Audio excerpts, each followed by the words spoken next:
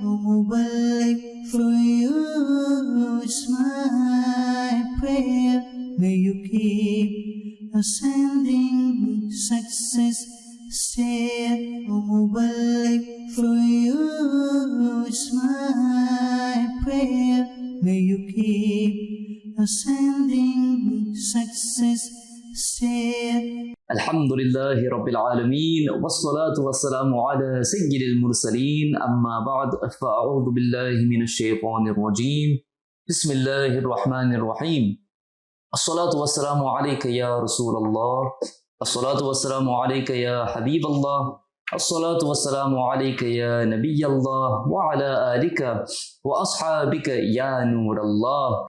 All praises are due to Allah subhanahu wa ta'ala, who is our sustainer, our nourisher, our cherisher, and our creator.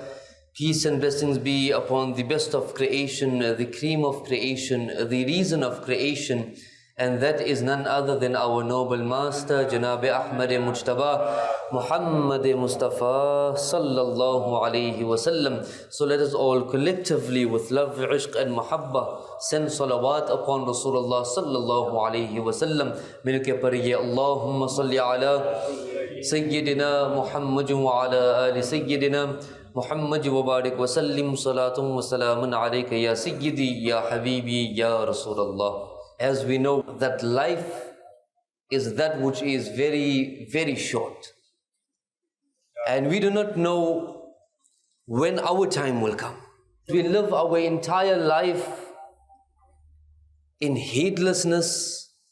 We live our entire lives not even contemplating for a moment about the akhirah, about the hereafter. What will be my situation on that day when I will have to face accountability? Can you imagine that? Around the globe, how many Muslimin and believers are passing away? And that is their first night in the qabr. Can you feel that and imagine that? Alone, 6 feet down, there is no one with you. You are all alone. Complete darkness. And then you get two angels ripping through the earth. Munkar and Nakir. They will come and they will not request you to get up. They will get you up. What will be our situation then? How are we going to answer to those three questions? Man Rabbuka, who is your Lord? Ma dinuka, what is your religion? Ma kunta taqulu fi hadha ar-rajul, what you used to say about this personality, about this person. Who is that personality? That is none other than Rasulullah sallallahu alaihi wasallam. What in your lifetime, what you used to say about him? We can only be successful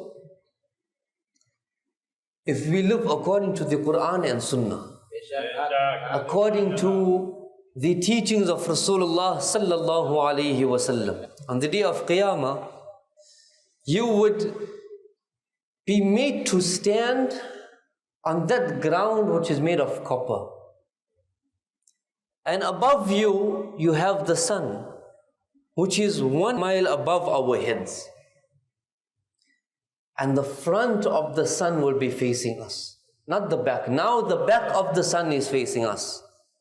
But on that day, the front side of the sun will be facing us. We will be perspiring. We will be drowning in our own perspiration. Some would be to their knees, some to their navel, some to their chest, some to their neck, some drowning in it. In this world that we are living in, we get caught up by technology.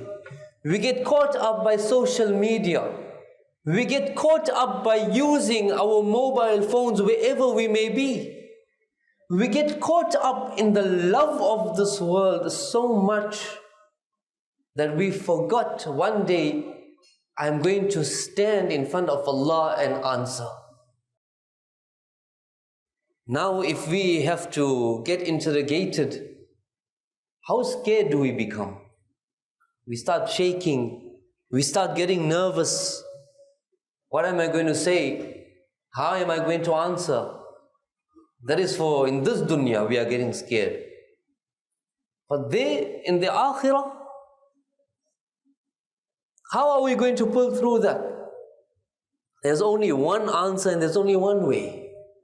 And that way is through following the Quran, following the teachings of Rasulullah sallallahu alaihi wasallam. That is our only salvation.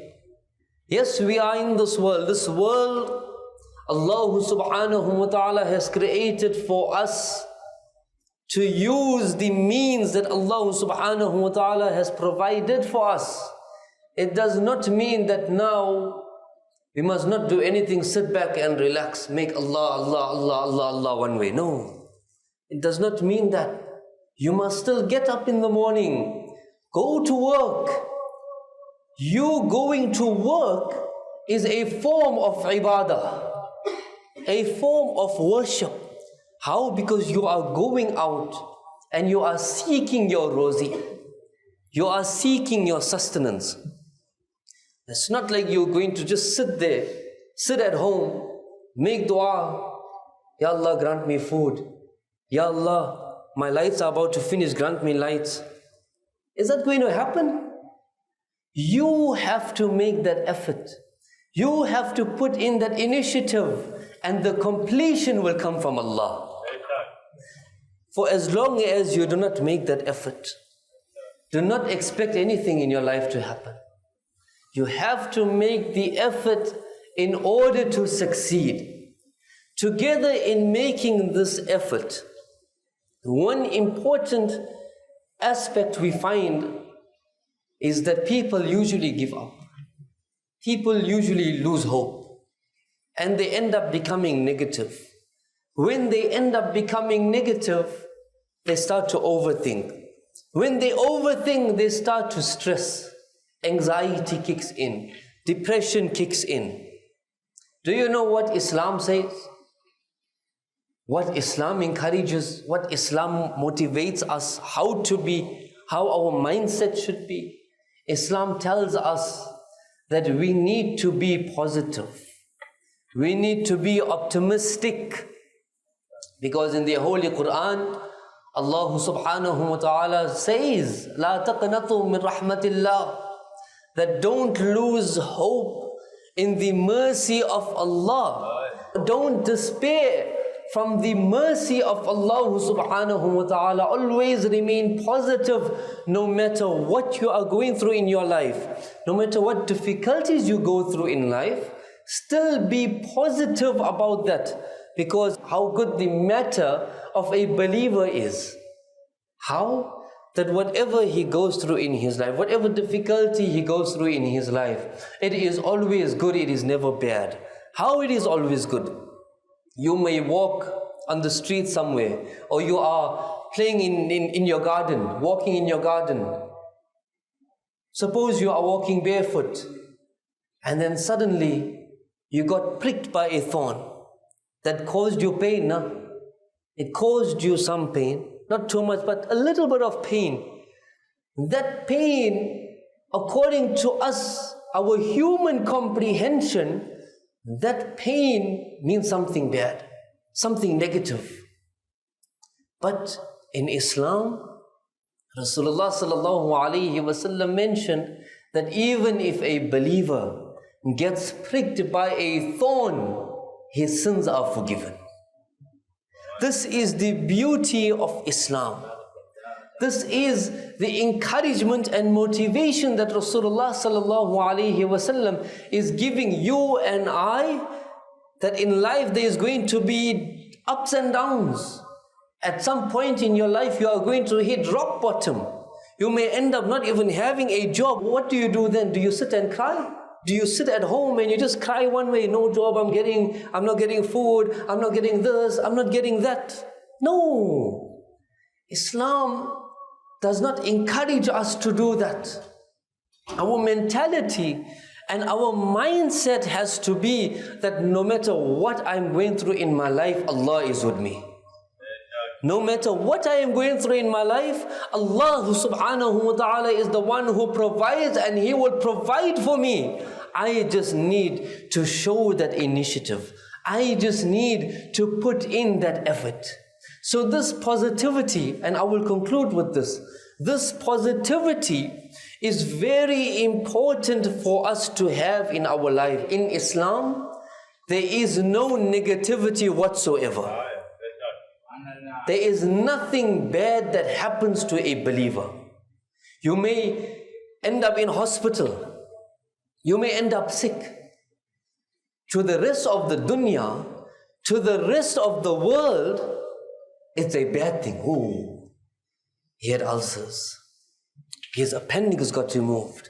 He's in hospitals. He has kidney stones. Oh my God. A bad thing.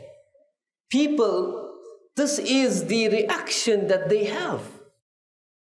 But the reality is this, that whatever you go through in your life, whatever sicknesses you may have, that is a means of Allah subhanahu wa ta'ala purifying you.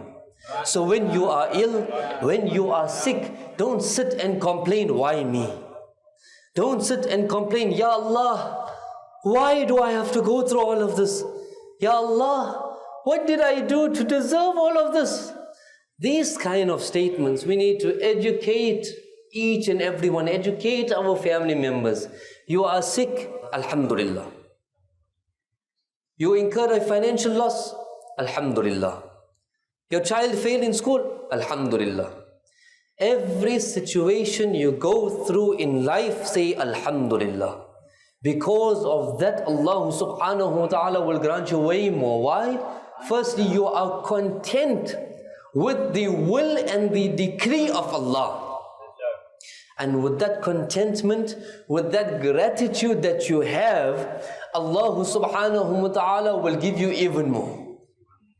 It all boils down to being positive. Positivity is something that we need to not only keep within ourselves, but we need to spread this. How do we spread this positivity? Someone calls me now. If someone has to call me and I don't answer the call, right?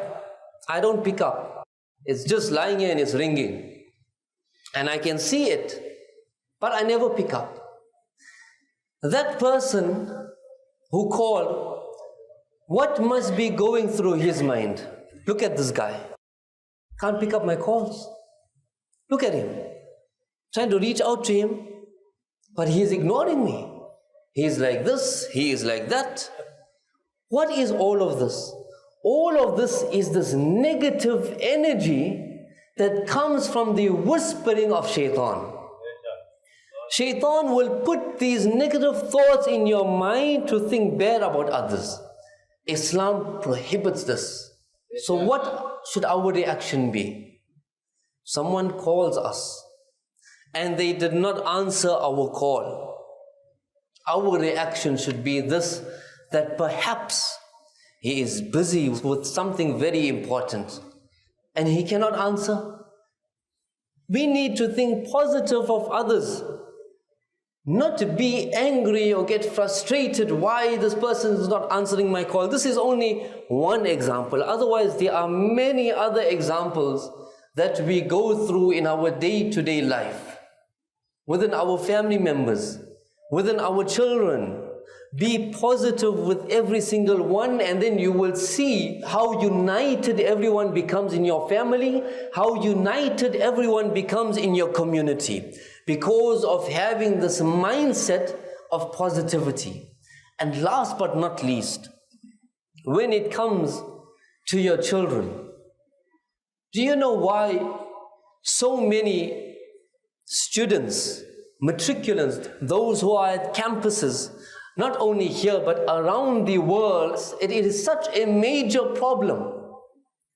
Why so many students, youngsters, they take their life? Why? Why do they take their life? We know, yes, in Islam it is totally haram. What is the reason for that? When the child comes home, shows you the report card at campus. You are paying how many thousands of fees for campus? In school, how much of fees you are paying? They come, they show you the report card, and on the report card, it's a 0% fail. Parents' reactions, some, not all, some, and this is a global pandemic. Parents' reaction, how could you do this? You are such a failure. You are so useless. You wasted your entire time doing nothing, playing games. And now you come, you're showing me 0% outright failure. You can do nothing in your life. You are useless. You will achieve nothing. You're going to become nothing. All your efforts down the drain. What is this doing? You, as a parent, put in this negativity, this negative energy into your child. Instead of giving that child hope, you put in negativity. That brought the child right down. Yes, it's not a reason to take your life, but those who are weak, they may fall prey to taking their life. And that stems from what? Stems from negativity, from being negative. What should the reaction be? Reaction should be that better, my son, my daughter, you got 0%, no problem. I know you put in that effort. I know you tried. I know you gave your best. Some children, it's hard for them to grasp. It's hard for them to learn. You don't know what they're going through. Oh, my son, I can feel what you're going through. Yes, it was hard, it was tough. You did your best, but never mind. There's still another chance. There's still another opportunity. There's always a next time. There's always a second chance. This gives the child motivation, and he will do even better than the first time. So this positivity is something that is highly encouraged in Islam. Spread this within your family members. Spread this within your friends, within your spouses. Spread this within the community, and then you would definitely see a change. So with these last few words, may Allah subhanahu wa ta'ala grant each and every one of us the tawfiq and the ability to adopt a positive mindset and to spread this positivity, and to grant us the ability to follow in the footsteps of Rasulullah sallallahu alayhi wa sallam. Ameen ya Rabbal Alameen. For you is my prayer. May you keep ascending success stair. O Mubarak, for you is my prayer. May you keep ascending success stair.